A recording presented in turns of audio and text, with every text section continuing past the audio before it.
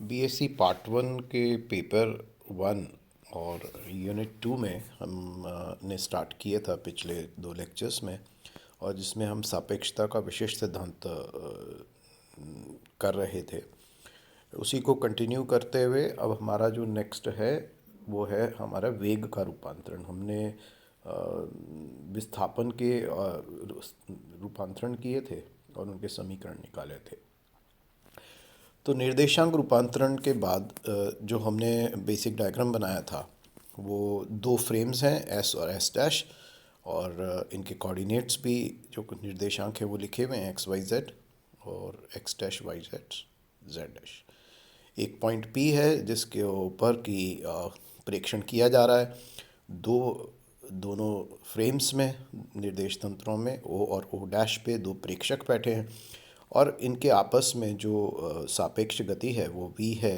तो इससे जो दूरी ओ डैश है वो bt होती है।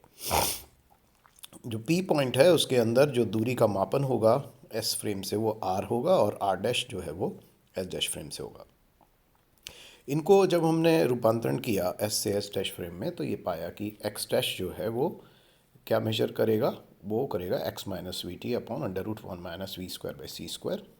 अब क्योंकि y और z जो है वो एक दूसरे के समानांतर हैं और उनके अंदर गति जो है वो अफेक्ट नहीं होगी, कोऑर्डिनेट जो है वो सिर्फ x की दिशा में ही गतिमान है तो y डैश y और z डैश z। और लेकिन t डैश जो है, जो समय जो घड़ी एस डैश फ्रेम में करेगी वो मेजर करेगी t minus we x upon C square under root of one minus we square by C square. अब ये जो ट्रांसफॉर्मेशन ऑफ वेलोसिटीज़ है, वेग का रूपांतरण को करने के लिए हम ये कहेंगे भाई ओ डैश जो है वो क्या मेजर करेगा, वेलोसिटी। उसको नापने के लिए एस फ्रेम वाला जो पी पर के लिए मेजरमेंट करेगा, प्रेक्षण करेगा उस निर्देश तंत्र में, वो होगी वी एक्स का component D X by D T, V Y का component V D Y by D T और वी जेड का D Z upon D T. लेकिन एस डैश फ्रेम में जिसके पास अपनी घड़ी है और उसके पास अपनी स्केल भी है तो वो अलग मेजर करेगा वी एक्स डैश डैश। ये डैश जो हैं ये फ्रेम को नंबर आ रहे हैं और उनके कोऑर्डिनेट्स। तो D X dash upon D T dash, now T is not equal to T dash, तो इसलिए डी टी डैश आएगा। वी वाई डैश गैलीलियन में हम सिर्फ डी टी ही लिखते थे, तो V Y dash dash V D Y dash upon D T B dash dash D Z dash upon D T dash. तो यहाँ पे जब हम विस्थापन के इक्वेशंस लिए थे तो X dash is equal to X minus V T upon under root. तो अगर आप इसको डी एक्स डैश करेंगे जिससे विस्थापन बने तो इसका D X minus V D T हो जाएगा। और इसको अब आप जब डिवाइड करेंगे टी से इक्वेशन को तो D X by D T minus V D T upon D T और under root one minus we square by C square and D T. तो D X dash upon D T जो है वो आपके क्योंकि ये वी एक्स माइनस वी और ये डी टी और आएगा इसके अंदर, ये छूट गया है तो इसको भी आप कर लें। तो डी टी और डी टी डैश के बीच में क्या संबंध है, D T dash is D T minus V D X upon C square under root one minus we square by C square, और डी टी डैश हो जाएगा डी टी के।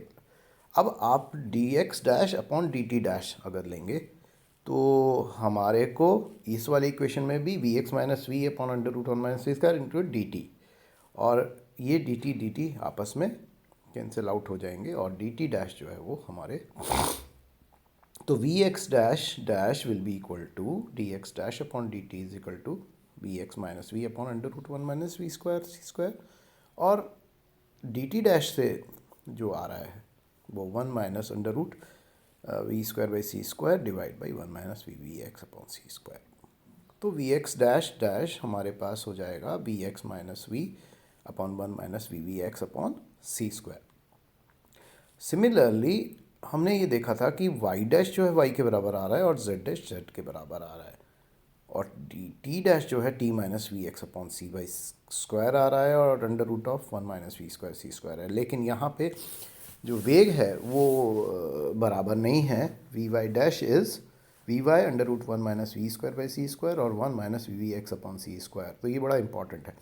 और जेड डैश का भी क्योंकि एक से हैं तो इसलिए उसका भी रिलेशन इस तरह से ही लिखेंगे, v z under root one minus we square by C square upon one minus we x upon C square.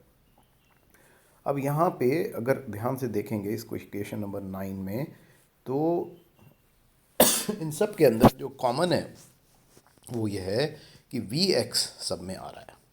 तो जिस दिशा में गति हो रही है, प्रोपोगेशन हो रहा है, वो दिशा वी वाई कंपोनेंट और जेड कंपोनेंट दोनों को प्रभावित कर रही है। तो दोनों घटक जो हैं उसके अंदर आ रहे हैं। तो ये जो इक्वेशन है 8, 9 और 10, इनको हम law of transformation of velocities या वेग के रूपांतरण नियम कहते हैं। अब इसके कुछ केसेस हैं जिनको हम समझने चाहेंगे और ये इम्पॉर्टेंट भी हैं।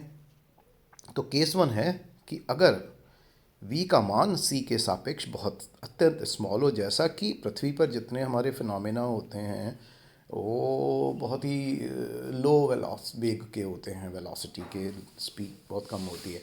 तो c के सापेक्ष हमारे इस केस में जितनी भी इक्वेशंस हैं, ये तीनों इक्वेशन देखें 8, 9, 10, अगर आप करेंगे तो लोअर डिनोमिनेटर में एक के सापेक्ष ये दूसरी क्वांटिटी डिनोमिनेटर में जो है नीचे वो बहुत कम है। तो V X dash dash will be equal to V X minus B. ऐसे V Y dash V Y के बराबर हो जाता है और वी डैश डैश। तो ये जो इक्वेशंस हैं ये वैसी हैं जैसी गैलीलियन रूपांतरण में हमने फाइंड आउट की थी। तो इसलिए जब आप पृथ्वी पर कोई गणना कर रहे हैं नॉर्मल जितने भी ऑब्जेक्ट्स की, उनके अंदर आप गैलीलियन ट्रांसफॉर्मेशन या न्यूटन के जो भी नियम हैं उनको लगा के आप अपनी प्रॉब्लम्स को सॉल्व कर सकते हैं। नाउ केस 2 इज़ कि मान लीजिए वी एक्स जो है वो वी एक ले लेते हैं कॉमन, और बाकी जो कंपोनेंट घटक हैं वो ज़ीरो हैं। वी वाई और वी जेड में कंपोनेंट ज़ीरो है, सपोज़ कीजिए ऐसा है, और वी एक्स में सिर्फ एक गति है। और अगर ऐसा एक विमीय ही रहे तो क्या होगा? तो इसके अंदर हम वी डैश एक्स डैश को वी डैश से रिप्लेस कर दें अगर, तो वी डैश हो जाएगा v minus we upon one minus we upon C square, जैसा कि फाइंड आउट 8 से भी हुआ है। और अब इसको हम जनरलाइज कर सकते हैं कि ये ऐसी केस होगा। तीसरा केस में हमें ये सिद्ध करना है कि जो आइंस्टाइन का था कि एक तो अधिकतम इसकी स्पीड हो सकती है किसी भी कण की, और दूसरा जो c है वो एक अचर है राशि, तो वो सभी फ्रेम्स में बराबर रहेगी, एक ही मान रहेगा। उसको प्रूव करना है हमें कि c जितने भी निर्देश तंत्र हैं उनके अंदर उसका मान समान रहता है। तो प्रकाश का वेग अचर रहता है। तो पुट इसके अंदर क्या करें, put C V is equal to C, और जब आप करेंगे v is equal to C means किसी भी एक दिशा में उसका जो स्पीड है वी एक्स की जगह या v की जगह एक विमी है तो आप c से रिप्लेस कर दें, तो v डैश हो जाएगा c माइनस वी। इस इक्वेशन को देखो 12 नंबर को, तो c minus we upon one minus v c upon C square. तो डिनोमिनेटर में बच जाएगा one minus v by c और ऊपर बच जाएगा c माइनस वी। तो अब आप इसको c से डिवाइड कर दो तो वन माइनस वी बाई सी ऊपर भी हो जाएगा और नीचे भी वन बाई वी बाई सी है, तो ये खाली c बच जाएगा, तो v डैश c के बराबर आ जाएगा। तो s डैश जो निर्देश तंत्र है वो भी c का मान वही मेजर करेगा जो कि s फ्रेम ने किया था, तो c की वैल्यू चेंज नहीं होगी। चौथा केस, यदि हमने जो किया ट्रांसफॉर्मेशन अभी रूपांतरण वो s से s डैश फ्रेम में था, अगर हम s डैश से रिवर्स विपरीत रूपांतरण करना चाहते हैं वेग का, तो उसके अंदर आप जैसे करते हैं v को, जो रिलेटिव स्पीड सापेक्ष गति है इनकी स्मॉल v, उसको माइनस वी से रिप्लेस कर दें, तो बाकी इक्वेशंस वैसे सच रहेंगी और कोऑर्डिनेट्स को, निर्देशांकों को भी बदल दें। तो एस वे में v is equal to v dash plus v upon one plus v dash upon C square. पांचवा केस, एक जो इसके अंदर इम्पॉर्टेंट क्वांटिटी आती है वो होती है √1 - v² / c²। सभी में आती है। आप वेग के रूपांतरण करें, चाहे वो आप स्थिति के रूपांतरण करें, निर्देशांक रूपांतरण, तो भी आती है। तो √1 - v² जो c², यदि v का मान c से ज़्यादा होगा तो ये इमेजिनरी हो जाएगा और इसका कोई हमें भौतिक अर्थ नहीं निकलेगा।